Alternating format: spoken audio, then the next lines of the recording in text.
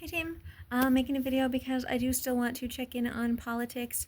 I'm trying to remain engaged, but it is difficult when it doesn't seem like anyone else is engaging in the conversation. I have found purpose in writing on the posts from the politicians because that is where the active political base of people is.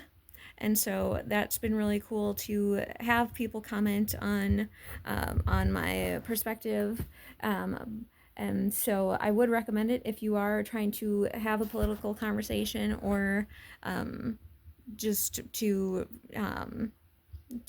perpetuate those conversations. That's a great place to just comment. There was a scam. Someone was pretending to be Amy Klobuchar, Minnesotan politician, and they were pretending like it was a verified site saying she wants to speak with you, she wants to hear your perspective, which is very flattering if you have, written something that is worthy of being discussed or touched on by your local politicians. That's pretty cool. They ha ha ha. They do have those local interest stories. A lot of their posts are engaging with locals.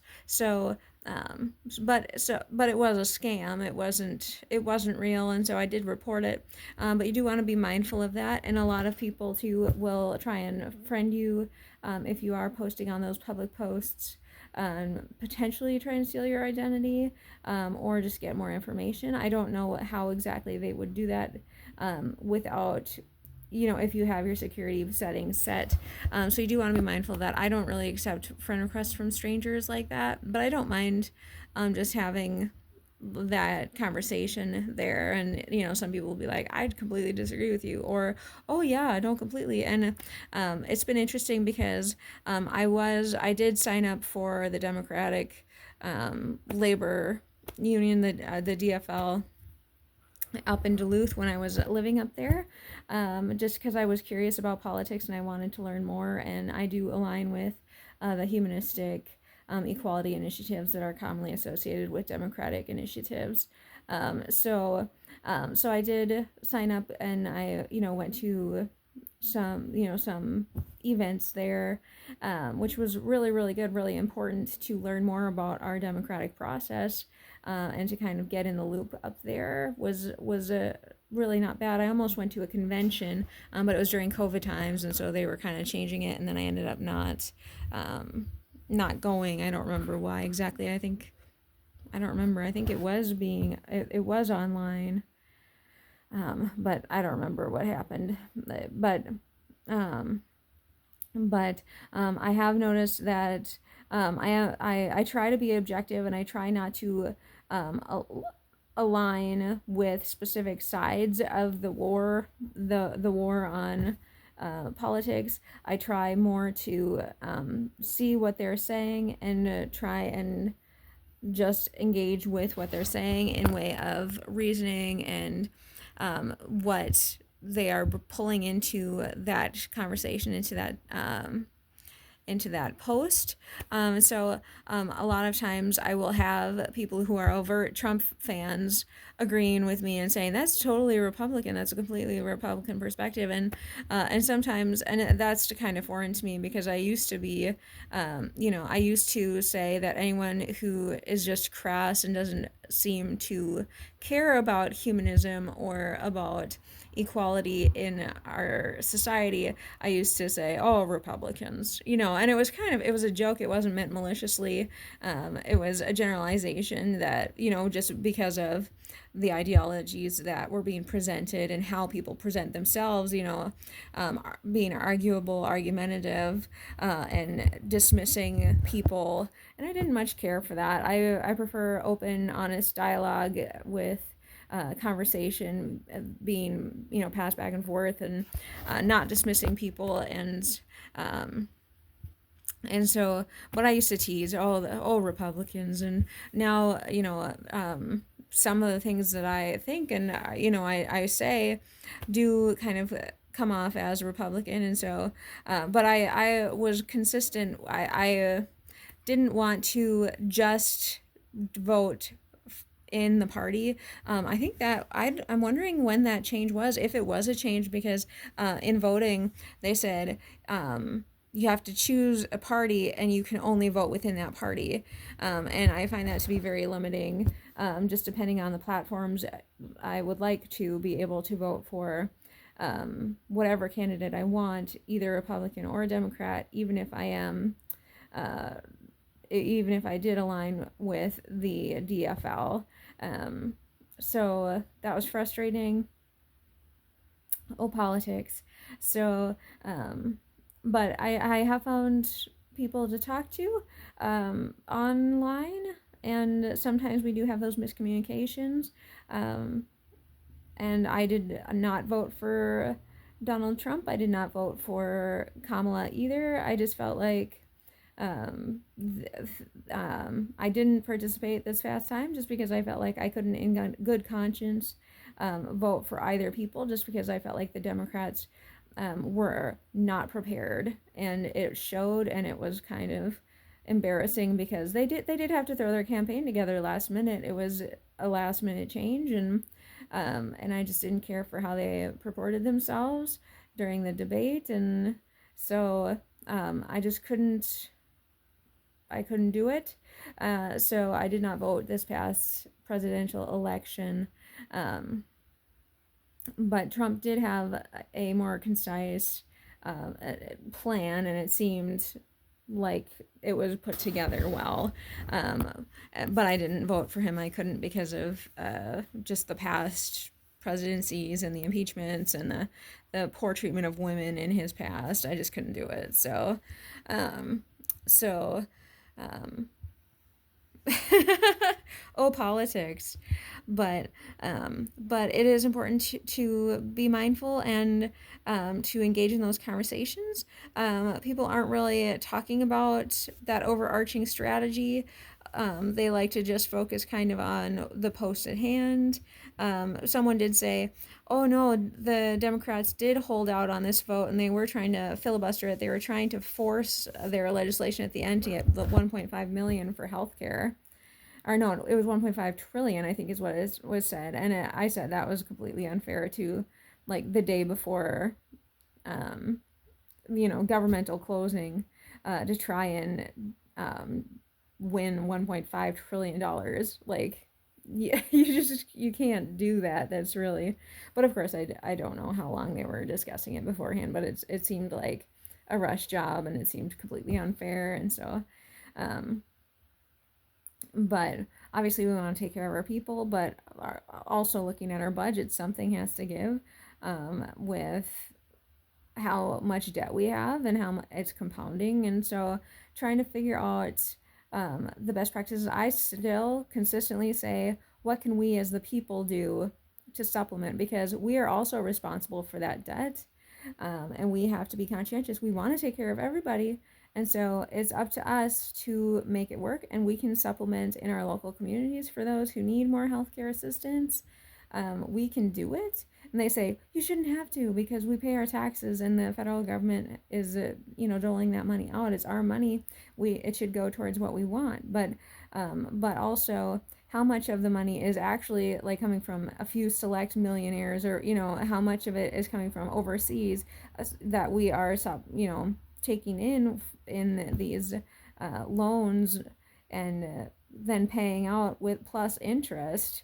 It's not all our money, and so now it's not just us who are pulling the strings, who have our interests on the line, and it's a lot of money. So just practicality suggests that we do need to be mindful. We do need to make cuts in places, and that is of course, that is, I would need to look at way more documentation and way more strategy to know exactly where we're going. I feel like we're amping up for conflict somewhere, just the way they've been pulling the military into everything. I think we're going to war. I just don't know exactly what that's going to mean. But So it's just trying to figure out, and which means that we would need resources there, and that's World War II. We became very autonomous, and we pulled together and we became unified, and that was something that I mentioned earlier this year as well. Come together and we can create victory gardens when they first started pulling governmental assistance from programs. Let's come together. We can have our victory gardens. We can recycle our own metals and use those. And so it's about coming together and it's about using what we need, which makes America great again. So, uh, um, and maybe it does take a war to motivate people to get off their asses and, buy shit from overseas. Pardon my language. Um, but maybe it doesn't. I didn't actually factor that in, but politics, fascism, no good. Um, so I'm curious because obviously they have a strategy. They have a political strategy that they are following, and so let's see what happens because obviously we want to participate and we want to be able to shape what happens, but I think they got their own thing going, and I think it's blatantly obvious. And Trump is actively, I feel like he's activating hubris. He is talking himself up way too much. He's talking up the United States way too much. It's the golden era. We're spending a lot of money. So I think something's got to give after this, and it's, I don't know what it's going to be. Um, but it's big talking, and generally when that's the case, there's a fall of some sort after. So I don't know what that's going to look like, if it is going to be a war where US citizens get hurt, or if our economy is going to tank with all the tariffs, and then we're going to have another dust bowl and another Great Depression, or who knows what's going to happen. But we can either make America great again, and people are concerned about that. They're like, we can't afford this, and prices are going up, and there are always going to be growing pains with changes. And so that is something. If we are committed to reducing debt and becoming more autonomous, there are going to be these difficulties, and I understand why they are doing that. And so and I don't disagree. I think it would be great to have more independence and more autonomy in our own country instead of outsourcing and potentially having like child labor, slave labor, poor labor practices, where environmental protocols might not be up on the up and up. And it is good to have these industries in our own country. That is not a bad thing. And so that way we also have direct access to our means of production. We know what it takes, and so that also builds up not only our physical resources but also our knowledge base and our education practices in a real world context versus just academia, paperwork, and paper learning.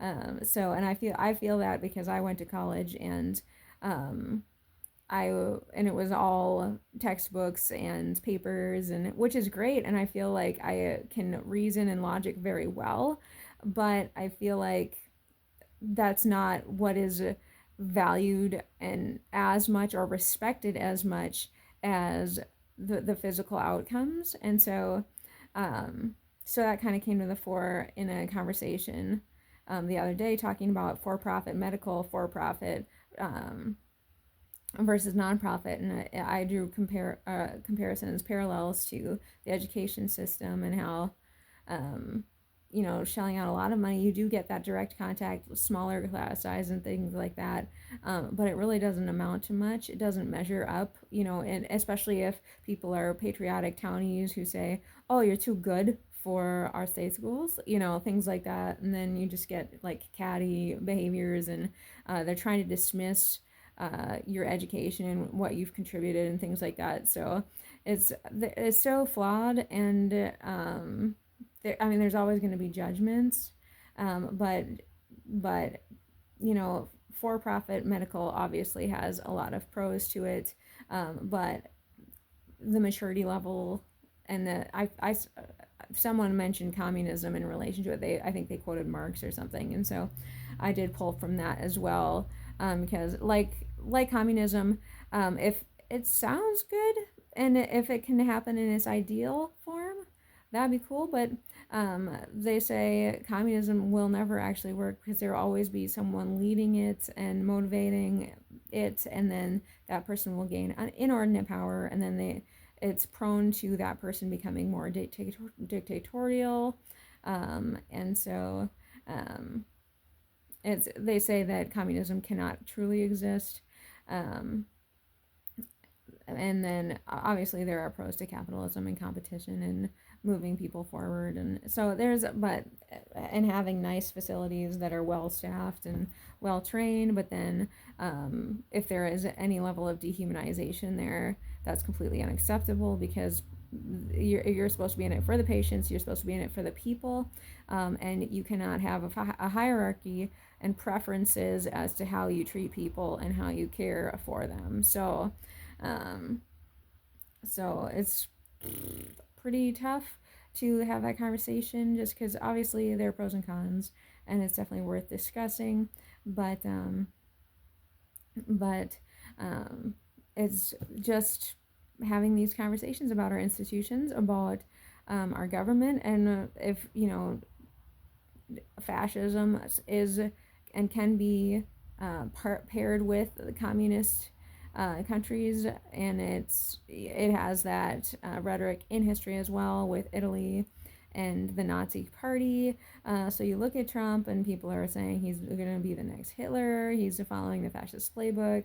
And I just picked up like a graphic comic on the Antifa movements, the anti-fascist movements throughout history, and I was so surprised at how recent some of these fascist regimes have been relevant, because it was consistent, and I think of it, and I think of World War II, and then like a slow petering out, with the falling of the Berlin Wall and things like that. But it goes beyond 89, which is when the Berlin Wall was taken down. And so it was more recent than that even. And so just very educational, good for me. And and it was interesting. It was a comic book-esque type novel. So I would recommend it. Look it up. Antifa movements, anti-fascist.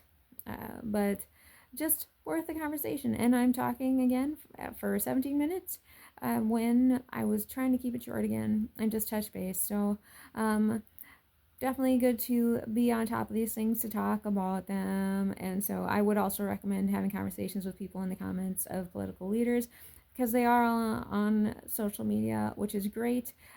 Some have the capacity to message them, others do not. You can message Donald Trump, you cannot message Amy Klobuchar.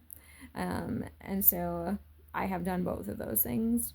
I have both been rejected to message, because I wanted to tell her about the scam. I wanted the page to know that people were scamming. So, and I wasn't able to do that because there was no forum for messaging. So I just had to report the page itself and not tell Amy Klobuchar's Facebook. I mean, it's probably not her. It's probably her team. But I did send Trump some information, and I suggested using graphics in debates and things, just so people can actually see what the data that's going on. And I stand by that. It's more educational, even though people don't seem to want to get that education. They want to talk about what they know, and they want to blame people and rip people up and ruin credibility and things like that, versus actually talking about the things at hand when looking at hearings. And I found that out because I watched a hearing, and it was just like the most offensive, like, waste of time for people who actually wanted to like talk about the things. Because it seemed like the politicians were all narcissists who were trying to have their Facebook following see their power by slamming down the person at the hearing. And then and there is, you want people to engage, and so I can see that, and you want your politicians to be on top of that stuff. But it's just, and I mean, they did brush on these different, they made sure to touch on all like different elements of the arguments for or against whatever the hearing was about. But there was no back and forth. It was just like I'm lecturing you instead of asking you questions to your face, while I also insult you, and probably we're wasting your time here, and we're probably wasting our own time too, if especially if no one's watching, no one engaging, and especially if they're just chiming in for that 20-second soundbite of your local politician slamming someone else down, which you shouldn't be respecting that much anyway, um, because we're a democracy and we're supposed to be having civil dialogue, civil conversations in our Congress in order to move the country together, to move the country forward together. So, pretty rubbish. Lots of just whatever with politics. Now it's 20 minutes.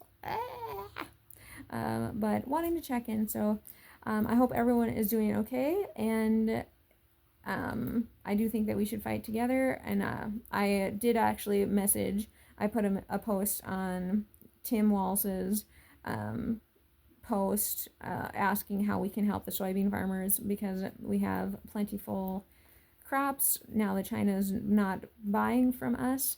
So asking how we can help here in the grassroots movements as a public. I love soybeans. I love tofu. I would love to have more tofu. I would love to have more soybeans. Soybean nuts are so good. Soy milk actually kind of turned my stomach. Soy burgers, oh my gosh, one of my favorites. I like black bean burgers, but the soybean burgers are also really good with barbecue.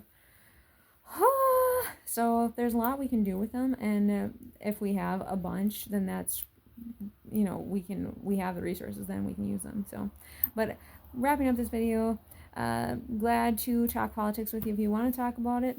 It's definitely still important, and I made a bunch of videos to try and gauge people, and no responses, of course, and that's concerning. But of course, this is 22 minutes, and I can't expect you to watch 22 minutes of me semi-ranting about politics and kind of segueing into weird conversations, unless like society has changed very much since the last 10, 15, 20 years with the social medias and technologies, and short content is getting more value because people are busy, people have more power, and they have more ability to create, and so they are wanting to create versus having critical analysis about particular things, argumentatively, of course. So, and I like creating too. That's what I spent all of last night doing. So, as well as all of yesterday. And so that's why it's good to participate on other people's posts and other people's conversations, because they want to engage, but we have to. It's a give and take. So that is a thing also. So working on it for myself, working out how to move the conversation forward and kind of make those meaningful connections. But I'm wrapping this video up now because it's getting way too long. So have a great day, and I'll talk to you later. Bye.